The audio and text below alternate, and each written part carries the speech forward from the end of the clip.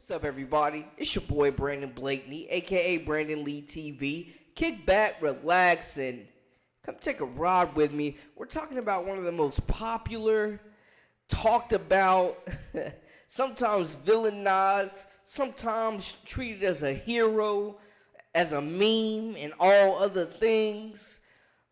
NBA champion, though, you gotta tag him with that. One of the smoothest scorers in the game that we've seen in the past few years. Never seen a shot he don't like. Talking about the sniper, J.R. Smith, and how he transformed, did the unthinkable, and went backwards, but also forward at the same time. He went from the high school ranks to the pro ranks, back to the college ranks. Yeah, you don't typically do it in that order, especially on the athletics side of things. But that's what happened. He went from NBA champion to college golfer. And we're going to dive into how it happened. Let's get into it. You are now locked into the Live with Brandon Blakeney podcast. Here is your host, Brandon Blakeney. I need to wear a shirt for this. If I'm asked to describe JR's persona as a player, bucket getter. JR was definition of outside of the box. I think the way J.R. Smith's been portrayed over a very long career has evolved. J.R. Smith is one of the most polarizing characters to come through the NBA. Like we said, he never saw a shot he didn't like and never owned a shirt he didn't want to take off. JR, man, one of the last players to jump from high school straight to the league. Came out of St. Benedict Prep. He's a two-time NBA champion. And we're not letting his good career be defined by one moment either. Playing along with LeBron was amazing. The opportunities you get on the court alone is just, I never shot that many open shots because Kelly, K-Love, and Kyrie attract so much attention. But the way he was able to manage the games and manage practices and stuff like that, for me, it was probably like one of the greatest experiences to have. Internet favorite. It was like every time anything like this would happen, it would be all over the place. I feel like it's hard not to see him. Yeah. Like, especially when people like in your mentions or whatever, like unless you just not a social media person, it's like almost impossible not to see him. But I never got mad at it. Like, only thing I didn't like was the Henny God thing because it was just blatantly not true. Like, you could have give me something I drink. At least How do did that that. even start? I have no idea. Whether it was high flying early with the Hornets as a young buck in the league, or serving them up with Melo in Denver, or lighting up Madison Square Garden, or becoming an NBA champion with Cleveland and the Lakers alike, chances are likely he gave your favorite player a smooth bucket throughout his 16-year career. I feel like at a point he was kind of frozen out the league a little bit. This story isn't about his hoops career per se. It's about it a little bit, but it's more about how he made a pivot that no one saw coming. My name is J.R. Smith. I'm 36 years old, and I'm a college golfer. I'm self-taught. My first time playing, I was with in a fundraiser at Rashard Lewis's first fundraiser, and Moses Malone finally got me out the cart and got me to swing a golf club. So that was my first person who inspired me to play the game. Being a 36-year-old freshman, man, it's weird because I get like this new old vibe. Like everything is so new to me because I've never been to school and stuff like that. So it's a very weird feeling that I really like though. After working all his life to become a McDonald's All-American, then committing to UNC, those Tar Heels, then decommitting when he saw that he could potentially go first round in the NBA draft. He's mentioned how school wasn't his thing from the get-go. So being a first-round pick out of high school, winning Sixth Man of the Year, and 2 NBA championships, it's impressive for anybody. But he reached the pinnacle of his sport, and then he found a new passion, a new fire, a new journey to pursue. I don't want my peers to think that once they're done with their professional sport, it's over.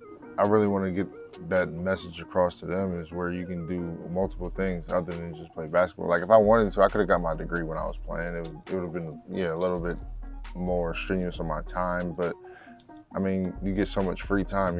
It's plenty enough. I mean, for us as professional athletes, we get so spoiled and people catering to us, and the things we have, everything else is going on is so much more important, or the game is so much more important than everything else, and then it's really not. When I'm on a practice range, and even when I'm about to hit my shots on the course, I try to envision every shot I want to hit.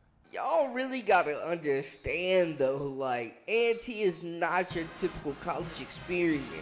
They have one of the baddest bands in the land. And if you ever heard of G-Ho, I'm talking real reckless in them streets, boy. I know JR, they ain't even have to give my man the official visit. He was sold from the get-go. What made me choose North Carolina A&T is they had a great liberal studies program. Initially, I wasn't going to school and play golf. I was just going to go to school and try to get my degree. And I looked at a lot of HBCUs, and it was just a perfect match for the curriculum, to having distance learning and whatnot. And then out of nowhere, distance learning went from 100 to damn near 0, and I had to go on campus because I started playing golf.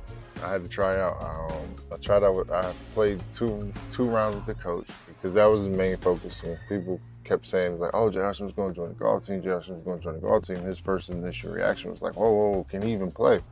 And once I showed him that, everything else took off from there. But it was really, for me, it meant a lot because it wasn't like he was looking at me as a superstar who's just going to bring money to the school or to the sport.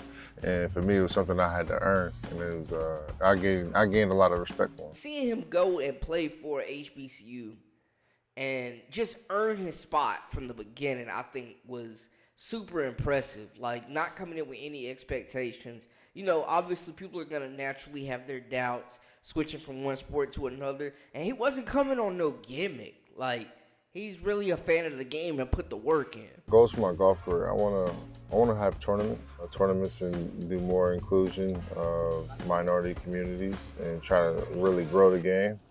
I feel like there's a lot of kids who don't have the opportunity just because they don't have the funds. You know, I mean, a putter goes $300, a driver's $500, a set of irons is $1,200, and you know, a rubber basketball and football is $12, $5, and it's just easier and cheaper to play the game. So being able to find ways to implement more minority communities who can afford the game.